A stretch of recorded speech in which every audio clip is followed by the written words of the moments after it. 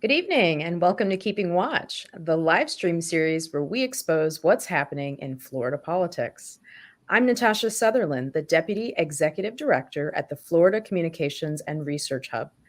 Joining me today are Senator Bobby Powell from State Senate District 30 in Palm Beach County, Representative Fentrice Driskell from State House District 63 in Hillsborough County, and Rubén Lebrón, the Voting Rights Director at Building Back Together, to talk about the upcoming legislative special session and how it will impact Floridians.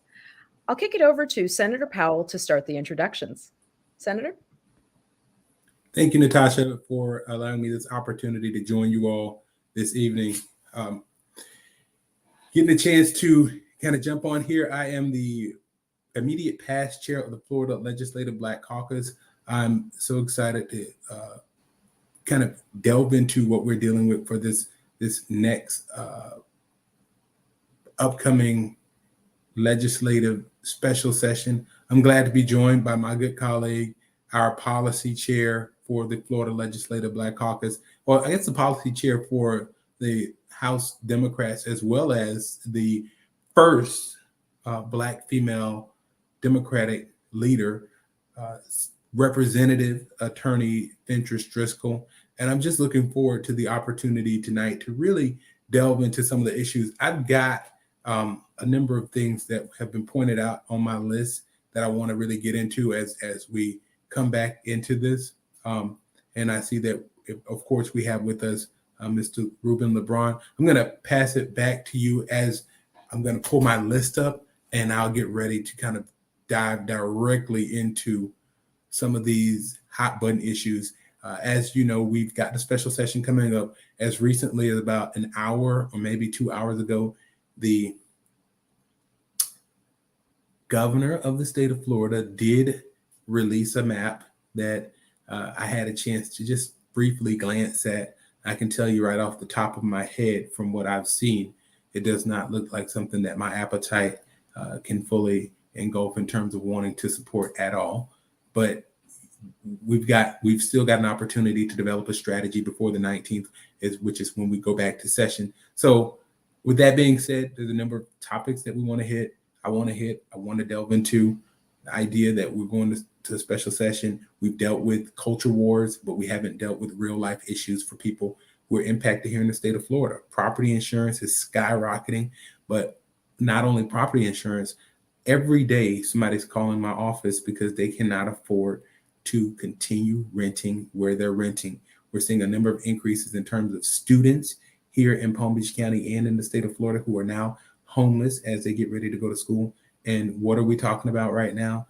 A governor who has done something that's unprecedented, who has dissolved the Senate's work and the House's work, the legislature's work with regard to fair districts, with regard to congressional maps, and has drawn his own. It's very disappointing. Thank you so much, Senator. It's great to have you. And Representative, did you want to go ahead and introduce yourself?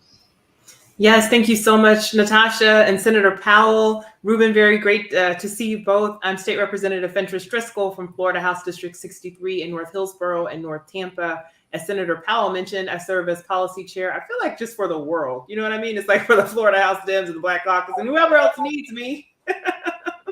But I love policy. And I'll tell you, I love policy so much. But you know what I hate? I hate politics. And right now, the governor is playing politics with respect to the redistricting process. And it's just plain wrong. I was first elected to the legislature, though, in 2018. Since then, have served on a number of committees, including right now serving on the redistricting committee. So I've been trying to watch this very closely. I'm an attorney by trade. And in the legal profession, they require us to take these ethics classes all the time and continuing legal education. And one of the most basic definitions of ethics I've ever heard is that it's when you do more than the law requires, but less than the law allows, right? Like just trying to be very ethical, trying to be within the law, not trying to overreach. And so when I look at what Governor DeSantis is doing, and I know we'll get more into this, like to me, not only is it just wrong, because I do think it is violating the fair the fair district amendments that we passed with the Florida Constitution and also the the Federal Voting Rights Act. I just think it's wrong. I think it's unethical to try to use his power in this way. And for the legislature to delegate its power to the governor in this way is unprecedented. So I'm very much looking forward to the conversation tonight. Thank you so much for having me. Thank you. It's great to have you. Rubén. Good evening, everybody. It's good to be here. My name is Rubén Lebrón, and I'm the Voting Rights Director for Building Back Together. And we're a nonprofit organization dedicated to advancing the Build Back Better agenda of the Biden-Harris administration, which means lower costs and good-paying union jobs for millions of Americans. And I know we're going to talk about a lot of not so great news, but I do want to take this opportunity to celebrate what just happened recently. The confirmation of soon-to-be Justice Ketanji Brown Jackson, which is a graduate of Miami-Dade County Public Schools. So definitely want to celebrate that. And, it's a campaign promise that President Biden made early on and kept. So I'm excited for this conversation. But to sum it up, what Governor Ron DeSantis is doing is a slap to the face to all the Floridians, Republicans, Democrats, and independents that went out and voted and supported for that fair districts amendment. It is in complete violation of the Florida Constitution and, like the representative said, of the Greater Voting Rights Act. So excited to be here and to have this conversation with everyone. Thank you so much. It's so great to have you joining us. So before we get started, I want to remind those of you that are tuning in that there will be an opportunity to ask our guests questions at the very end. Feel free to drop those in the comment section at any time during this live stream. All right, let's get started. So we're going to talk a little bit about the basics before we get into all of the intricacies of what's going to happen next week. For a lot of folks, legislative session can feel very confusing and overwhelming because many people just aren't familiar with the process. So before we talk about the special session, Senator Powell, can you please briefly explain what legislative session even is and how things might have played out already this year? Thank you, Natasha. That is a wonderful and a good question. When it relates to special, hold on, I'm giving you overall what legislative session is. Yes, if you could just level set for folks at home what we just did for 60 days. In a nutshell, we did culture wars. But so legislative session is where you have the House of the state of Florida, which is 120 members of the legislature are elected to the Florida House. And then you have 40 members are elected to the Florida Senate. Generally, those 40 members cover the entirety of the state. The state is broken up into 40 districts, which are Senate districts. The state is then also broken up into 120 districts, which are House districts. Now, in order for a bill to pass or legislation to pass, it has to normally pass in both the House and the Senate. So a lot of times when we talk about what my representative or my senator wasn't able to accomplish, either that person is in the House or the Senate. And when we're broken up into the House and the Senate, we're also broken up into committees where we push legislation. Now, if the committee chairs, which in the House, all the committee chairs are Republican. In the Senate, for the most part, most of the committee chairs are Republican because the top two people are the Senate president and the Speaker of the House, who drive the agendas of the legislature. During the 60 days that we're in session, we as legislators get the opportunity to push legislation that we think is thoughtful and necessary for our districts, for stakeholders, or for everyday people who have come to our office and said this is a problem. And we get to research it. We have staff that works on those issues. We as legislators work together. Myself and Representative Driskell have pushed bills together, as well as many other members of the House, as we've tried to pass legislation that then goes on to pass through several committees, sometimes up to 3 committees. If it's assigned to 4 committees, chances are it's not going to move. It'll be dead. And then once it passes on the floor, it goes to the governor to be signed, to pass by being laid on the table and or not signed and just passed by, or vetoed. Now, the only bill that we have to pass constitutionally, which has caused us to go into session overtime twice in recent years, has been the budget. This year, our session was 63 days because we did not pass a balanced budget by May 9th. I think it was May 9th or May 11th, in which made us end up back in Tallahassee on May the 14th to pass the budget, because we, although it's the biggest budget in the state's history, we did spend a lot of time this year focused on issues such as the Stop Woke Act, which is wrongs to our kids and employees. I have renamed it aptly the We Hope It Teaches Everyone Act, the White Act.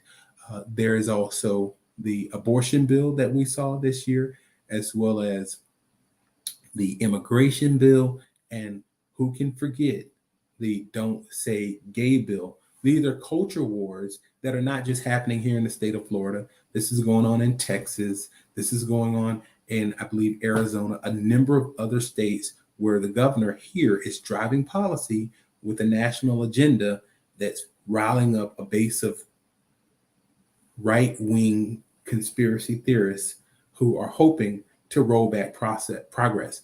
It is also indicative of, and I know I'm getting out of what session should be. So session is supposed to be, in Florida, 60 days of us dealing with issues related to laws that need to be passed. For the most part, many of those bills, Democrats and Republicans agree on, but this year, at least 20% of the bills, we were not on the same page.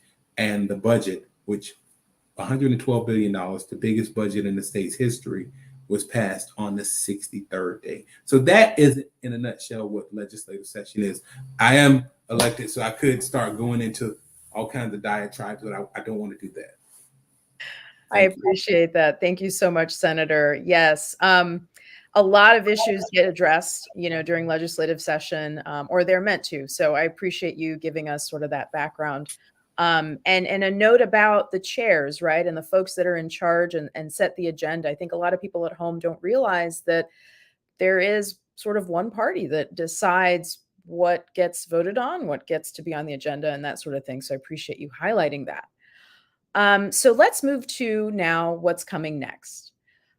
Some folks at home may know, after especially listening to what we're talking about, that the 2022 Florida legislative session had ended in March, right? So last month. And yet we're hearing that y'all are coming back up here. So why are legislators meeting again in Tallahassee for special session? Rep. Driskell, can you speak to that a little bit, please? Yeah, I'd be happy to. And basically, we're coming back to satisfy the governor's own political ambitions, right? So, there's a census that we have in this country every 10 years, and it lets us know where our population growth is. Florida experienced a great deal of population growth. Yay, we love Florida. And that meant that we had to redraw our maps, both for the House and Senate maps in the state, and then also the congressional maps. The governor did not like the congressional maps that the legislature put forth, and so he vetoed those maps, meaning that they can't go forward. In fact, he actually, while we were debating the maps on the floor, tweeted out that he would veto anything that we passed. He kept true to that promise. He vetoed them. And so now the people of Florida are left in this very uncertain situation where we don't have congressional maps. So we're going back to Tallahassee to draw new maps. But Natasha, there's a plot twist. It's up to the legislature to draft the maps. That's what we're obligated to do. But yesterday, there was a press release that came out from Republican leadership in the House and Senate, basically saying that they were just going to let the governor draw his own maps, and they're just going to wait to see what he puts forth, which is wrong because it violates separation of powers. And then just recently, before we started this live stream, the governor actually issued a new proposed map. I haven't had a chance to analyze it yet, but I look forward to doing so. Okay, so let me get this straight. Y'all were just in Tallahassee for regular legislative session for 63 days, apparently. Passed maps for Congress. So you all had decided, you worked together to determine what the districts would be so that Floridians could choose the Congress people of their choice, right, in subsequent elections. And the governor just said, no, you guys have to do what I want you to do. Is that right? Am I hearing that? Oh, you got that absolutely right. And so what's very disappointing to me, right, regardless of if you're a Republican or a Democrat, you should care about this issue. You should care about our system of government and separation of powers. This country was founded on the premise that we don't want an authoritarian government. We don't want dictatorships. That's something that happens in other countries, not America. Part of what keeps us free and healthy and safe is that we have a balanced system of government. And Governor DeSantis is just running right over that, and the legislature is letting him do it. Why? I believe it's because he wants to run for president in 2024, and they are just crumbling at his every wish and every whim, and it's dangerous for Florida. It is going to cut, I am concerned, it is going to cut or reduce the representation of Black districts in Congress. In his prior maps, the governor was trying to take Black representation in Congress in Florida from 4 to 2. That's wrong, A, just because it is, but B, because it's unconstitutional, because the Voting Rights Act, the Federal Voting Rights Act says you can't do it. So it's really troubling that we're coming back for a special session on this at all. Yeah, and that really explains why folks need to be paying attention to what folks are up to here in Tallahassee. So I appreciate you laying that out. So why is what's happening in Florida, and this is for Rubén, why is what's happening in Florida so dangerous to the rest of the country? Specifically, you working on voting rights issues, right? How does what the governor is proposing impact the national fight for the freedom to vote? That is a great question, Natasha. And, historically, Florida has been a breeding ground for far-right legislation. And I think, Senator Powell did a great job of talking about a lot of those bills that we've seen recently, from the abortion ban to the Don't Say Gay bill to the Woke Act. A lot of this legislation we've seen that starts in Florida, and then other states decides to take it on and pass it. We also saw this with anti-voting bill SB 90, right? That a lot of states decided to take on and emulate. So this is very dangerous. Republicans and governors and other states are watching what's happening here in Florida. And if we let Governor Ron DeSantis have his way and pass these maps, we're going to see these attacks in the future, right?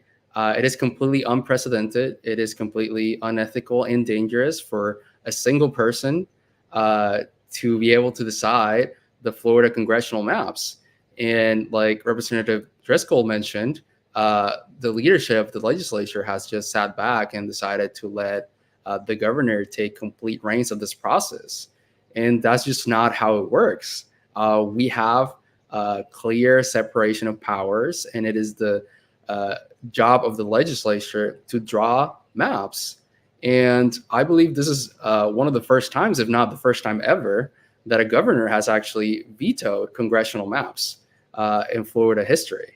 So we cannot let this, authoritarian move to take power away from voters, to take power away from our legislature, to happen here in Florida, because if not, Ron DeSantis and his presidential campaign will try to take this everywhere throughout the country. And let me just add how unethical this move to eliminate half of the districts that are supposed to be Black representation for our Black voters in Florida is. The governor made this announcement all the way back in January, before Martin Luther King's birthday. And despite these congressional maps being passed on a bipartisan manner, right, the governor nonetheless chose to veto those. So we need to make sure that we're doing whatever we can, calling our representatives, both in the House and the Senate, Democrats and Republicans, and letting them know that, they have a constitutional responsibility to uphold, and to not support the maps that the governor just put forth an hour ago. Senator, did you have anything you wanted to add to that? I know you mentioned a list earlier, so. Absolutely. I'm thankful for this opportunity, and I don't want to belabor the point, but I just want to focus on the idea that we have a governor who's focused on culture wars, focused on culture wars. He's talking about the Stop Woke Act, which he wants to eliminate anything that includes diversity of people. He wants to make sure that we downgrade history. People in Florida are not worried about a Stop Woke Act. We're trying to worry about a Stop Broke Act because rents are going up, property insurance is going up, and we've done nothing to deal with it. And what we've continued to see here in the state and nationally is that they've used keywords and key terms that elicit emotion from people, but they've turned those things around to say things like patriots. Well, patriots are supposed to be people who really support our country, not people who run into the Capitol and try to destroy things and threaten the lives of people, including the former vice president. We're talking about the freest state in the nation. How is Florida the freest state in the nation when you have a governor who is trying to control what books students can read when they go to school, trying to control what the maps and who can represent you looks like, who's trying to control equity and inclusion? The only governor that I've ever seen who feels comfortable signing legislation against people with a backdrop of people that are a homogenous group. You know, all white men are usually behind Governor DeSantis when he signs some of these bills. He's been known to kick out anybody who doesn't, and it doesn't have to be somebody who doesn't agree with him, but I mean, it could be somebody who doesn't look like him. If they're in a press conference, before he gets there, he's had people arrested, like the gentleman in Jacksonville. This is the type of stuff that we're talking about with this particular individual who happens to be the governor of the state of Florida, and he believes he has all-encompassing power. He talks about a dictatorship. He said if Stacey Abrams wins in Georgia, there will be a Cold War. This is not a joke. This is not something that you play with, especially as a leader. He knows exactly what he's doing. We know that redistricting here in the state of Florida and the congressional district maps are a once-in-a-decade opportunity. That's why it was so important that we had a governor in the last election that will be fair and impartial. We don't have that. And as a result, he's directly impacting what the U.S. Census has dictated for us to look at in terms of the numbers to make sure districts are fair. This governor has said he wants racial neutral districts. That can't be fair coming from a person who's like him, a person who's not racially neutral and who is homogenous in terms of not only his thinking, but who in terms of the people who he puts around him. We know that fair districts was also was put in place to prohibit diminishing minority voting strength, and it was patterned in part after the Federal Voting Rights Act, particularly Section 5, which prohibits voting practices that discriminate on the basis of race, color, or membership in a language minority group. This governor wants to get away from that here in the state of Florida, one of the most diverse states in the nation. He is telling a lot of us, you don't matter. And we have to be careful. This is not the freest state in the nation. We have to pay attention to what's being said as opposed to what's really being done. Whew. Thank you so much, Senator. Yes, absolutely. This is just an unprecedented move, and it's something that folks really need to be paying attention to. So, I think for my final question to Rep. Driskell, for folks that are hearing this or that read about this in the paper of what's going on, the fact that y'all are coming back up here to basically do the governor's bidding, for these folks that maybe aren't able to come to Tallahassee, right, or aren't in Tallahassee, what can they do to speak up against this redistricting process? Natasha, that's a great question. And I always love it when a panel or presentation ends with a call to action. We need the public to pay attention to this, and we need them to make their voices heard. You should call your legislators. You can visit myflorida.gov. That's myflorida.gov. Punch in your address, go to the Find Your Legislator tab, punch in your address. It will tell you who represents you in the Florida Senate, in the Florida House, in Congress, and all of these things. But we need you to do that and to call your state lawmakers if you don't know who they are and tell them how you feel about this. Tell them that you do not want to see an unconstitutional map passed, that would diminish Black representation in Congress. Tell them that you don't want to see the governor attack Floridians in this way. Tell them that you don't want to see the governor attack democracy in this way. And tell them that they need to do their jobs as a legislature and actually pass maps and not just bow down to the governor's selfish ambition. Absolutely. They've got to demand fair maps, right? And in fact, here at Florida Watch, we do have an easy tool that's going to help folks send an email directly to their representative to demand that their elected officials draw fair maps that allow every voice to be heard at the ballot box. So no matter who we are, where we come from, what we look like, everybody's voice matters, right? So just click the link in the chat. We've already put it in there for you. Any closing thoughts or anything before we wrap up, folks? Senator? I'll tell everybody, this is an age of inclusion. We have a diverse population here in the state of Florida, and it's not about Democrats or Republicans. It's about people having the opportunity to live and have the opportunity to follow dreams. And there are policies that have been put in place, whether people like it or not, that are strategically designed to prevent certain people, whether it be minorities, whether it be LGBTQ, whether it be anyone based on any of those things that we're supposed to protect, from rising above and from having equal shots. And those are happening under the guise of what we're calling freedom. It's time for us to not neglect what's being said. And as opposed to the stop woke at, I'm telling everybody today, stay woke, pay attention.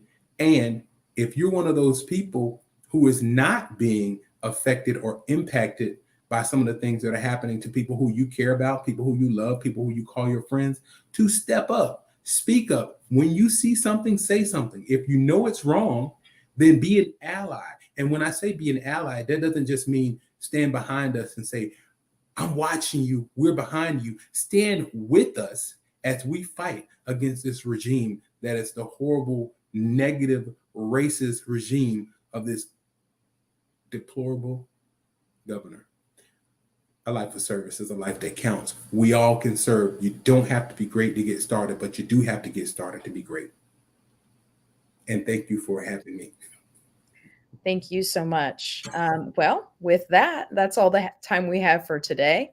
Thank you so much for joining me. Thank you, Senator Powell, Representative Driskell, Rubén Lebrón, sorry, with Building Back Together.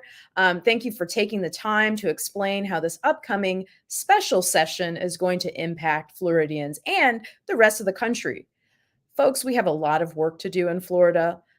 But in the meantime, be sure to like this video, share it with your friends and family so that they can also stay up to date on what's happening in Florida politics. And that's all. Until next time, have a good night.